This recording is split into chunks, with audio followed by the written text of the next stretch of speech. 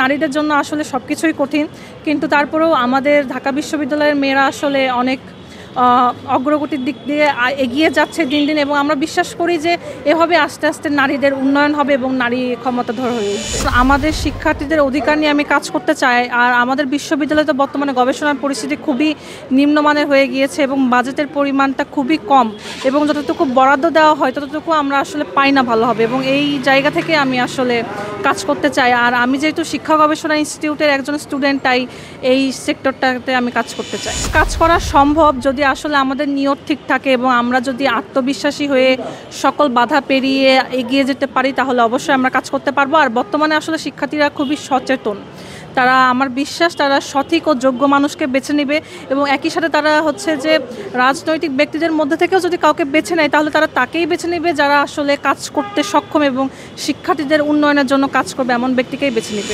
নির্বাচনের পরিবেশ যথেষ্ট ভালো রয়েছে, এবং আমাদের হলগুলোতে আসলে সবাই আমরা একসাথে কাজ করছি, এবং সকল প্রার্থীর মধ্যে আমাদের মধ্যে বন্ধুত্বপূর্ণ এবং সহযোগিতাপূর্ণ সম্পর্ক বজায় রয়েছে। আর আমাদের ঢাকা বিশ্ববিদ্যালয়ের শিক্ষার্থীরা সঠিক মানুষটিকে বেছে নিতে পারবে এই নির্বাচনের মাধ্যমে, যারা পরবর্তীতে আমাদের বিশ্ববিদ্যালয়ের উন্নয়নে কাজ করবে। আসলে আমরা যারা স্বতন্ত্র ব্যক্তি, আমাদের পক্ষে তো আসলে অনেক বেশি টাকা খরচ করা সম্ভব না। আমাদের হয়তো টিউশনের বেতন বা হচ্ছে যে কিছু জমানো অর্থ দিয়ে আমরা যতটুকু ব্যালট, লিফলেট বানানো, এই কাজগুলোই আমরা করতে পারি। আমরা তো আর বেশি খরচ করতে পারবো না। সেক্ষেত্রে যারা স্বতন্ত্র ব্যক্তি আছেন, তারা যদি নির্বাচিত হন, তারা সত্যিকার অর্থে শিক্ষার্থীদের জন্যই কাজ করবে বলে আমি মনে করি।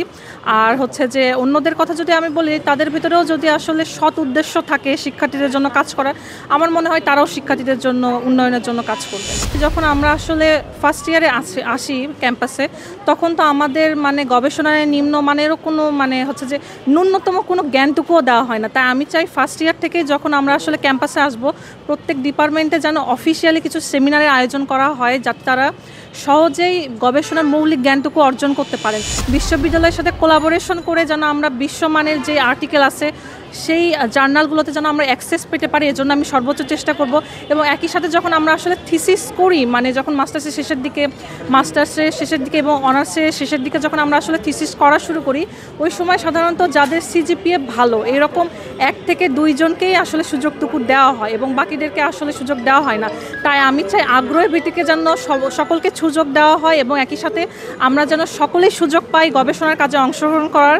আমি এই দিকটিকে নিশ্চিত করার চেষ্টা করব আমার তরফ থেকে সর্বোচ্চভাবে, এবং একই সাথে আমি সকলের সহযোগিতা চাই। আমার মনে হয় নির্বাচন সুষ্ঠু হবে, কেননা আমরা যারা ঢাকা বিশ্ববিদ্যালয়ের সাধারণ শিক্ষার্থীরা আছি এবং আমরা যারা প্রার্থীরা আছি, আমরা চাই সর্বোচ্চভাবে যেন নির্বাচন সম্পন্ন হোক এবং আমাদের এই নির্বাচন যেন সুষ্ঠু হোক। এভাবে আমরা সর্বোচ্চ চেষ্টা করে যাব, এবং আমাদের ধারণা এবার আমাদের ডাকসু নির্বাচন সুষ্ঠু হবে।